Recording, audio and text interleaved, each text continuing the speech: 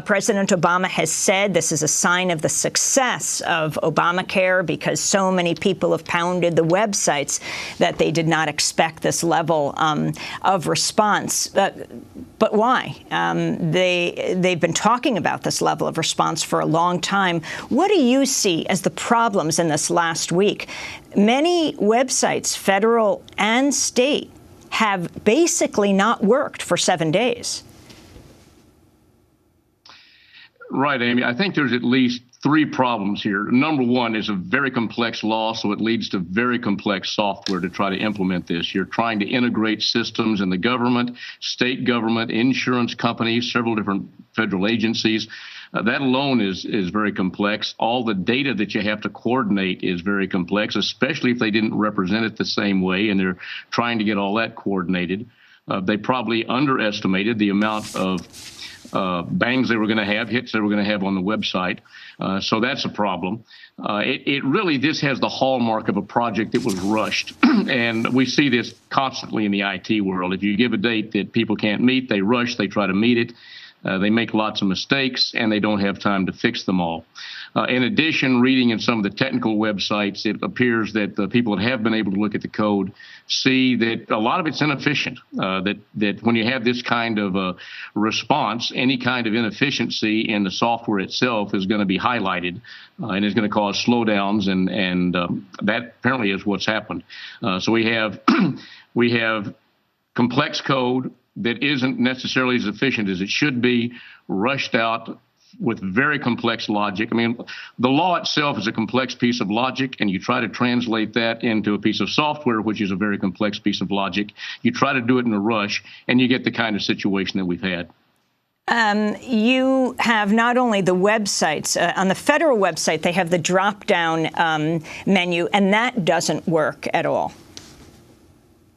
Explain what that is. And also, that speaks. Go ahead. Oh, go ahead.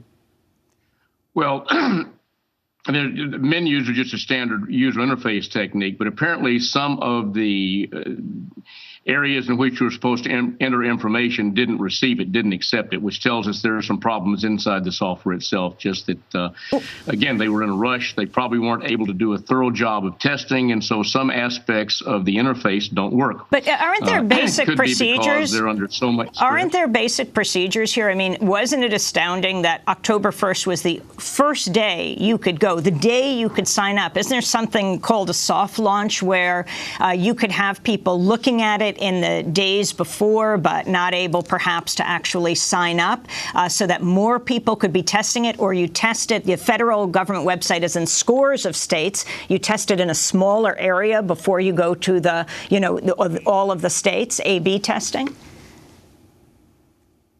You certainly have a lot of options for rolling this thing out that don't require everybody be online day one. You could do it to some states, hopefully smaller states. You could just only allow a portion of the people, everyone between the letters A and C. You could allow only part of the functionality to be available. You can try to make an application. We're not going to process the entire thing now. There are lots of ways that could have been rolled out so that you're only having to prepare some of the functionality and not have as much stress on the system as we saw. They tried to go full up day one and probably didn't have an adequate time to test it. Certainly didn't appear to beta test it early on. So that leads to a lot of the problems that we've seen is inadequate time to really work through the details and sort of no backup plan and no slower way to roll this out pieces at a time so we could see how it works and solve the problems before we went live with the entire country. I want to go back to President Obama speaking Tuesday. Consider that just a couple of weeks ago, Apple rolled out a new mobile operating system. And within days, they found a glitch, so they fixed it. I don't remember anybody suggesting Apple should stop selling iPhones or iPads, or threatening to shut down the company if they didn't. That's not how we do things in America. We don't actively root for failure. We get to work, we make things happen, we make them better, we keep going. But we're not talking about, a few glitches on a few days. For example, here in New York, it's not clear whether one person has been able to sign up, and this is 7 days out. Now, maybe one person has been able to sign up, but the state certainly hasn't released that information. Bill Curtis. Well, and look at the comparison here. Apple still had a working product. We don't have a working product yet in the healthcare, the affordable healthcare market. So that's a huge difference. Apple had a glitch. Almost all large information systems have glitches. But if they work, you can get some things done. Apple could get some things done. You could use your iPhone. They can fix that glitch. This was a whole different situation. And it was a much larger glitch. It was a much larger problem with underestimating capacity, with software that probably wasn't as efficient as it should be, which was even worse exposed by the amount of capacity that was demanded on day one. So this is a very different situation than Apple having a glitch in the iPhone. It also makes you wonder about the companies that got the tremendous, contracts, so tens of millions of dollars, right, for the states and for the federal government. To make these, whether in fact they were chosen for their ability to do this or whether it was politics? There's all kinds of issues. The federal government has been wrestling with our acquisition policy for decades, and this is not the first time we've had a major system, outsourced into various contractors and then had a problem when it went live. This is a fairly consistent problem. We've seen it with an old IRS system. We've seen it with air traffic control. We've seen it in a number of areas where we had systems roll out that didn't work the way they were supposed to and had to be retrenched or reworked.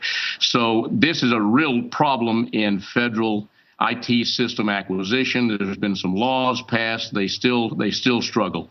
We need as qualified a collection of project managers as we can get in the federal government, because often you have mid-level people who haven't managed projects of this size trying to manage a massive project in this case, and really not understanding all the resources they need, all of the problems they're going to run into, and how to better manage a collection of contractors trying to integrate all these different systems and provide the time and resources necessary. Kind of makes you wonder if some of the hackers that the Obama administration is cracking down on, if they were brought together to look at the state and federal websites, if they could solve this pretty quickly. But that's speculation, and Bill Curtis, go ahead. Yep.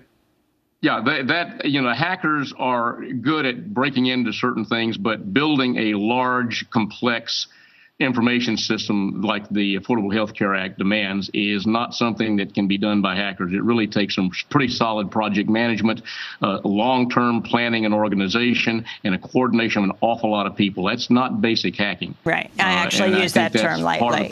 I use that term loosely, I should say, but some of the very creative people who are being targeted right now, if they were involved with building these websites, yes, it's not just hacking. Exactly. Bill Curtis, I want to thank you for being... But I do think there's a misperception that you can hack it. You bet. Oh, say that again? Bye-bye. No, say that again, Bill, that last point. There is a misperception that all I have to have are really bright people and I can make this work. And it's much more complex than that. You really do have to have real strong management and planning, not just bright people. You need bright people, but you need more.